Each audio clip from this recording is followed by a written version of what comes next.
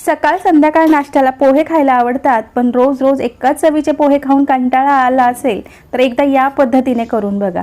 गॅसवर कढई ठेवायची आहे, गरजेपुरतं तेल घालायचं, जिरं, मोहरी आणि शेंगदाणे छान खमंग परतून घ्यायचे। त्यानंतर चिरून घेतलेला कोबी, कांदा, मिरची आणि त्याचबरोबर शिमला मिरची आणि कढीपत्ताही बारीक चिरून घ्यायचा। सगळं एकदाच घालायचं आणि छान 2 मिनिटं परतून घ्यायचं। अर्धवट परतून झालं की यामध्ये चवीपुरतं मीठ घालायचं। पुन्हा एकदा 1 मिनिट भरासाठी चांगलं परतून घ्यायचं। मग यामध्ये हळद घालायची, अगदी चवीपुरती साखर घालायची। सगळं पुन्हा एकदा छान परतून घ्यायचं आणि मग यामध्ये भिजवलेले पोहे घालायचे। पोहे घालून झाल्यानंतर फक्त 1 ते 1.5 मिनिट चांगलं परतायचं।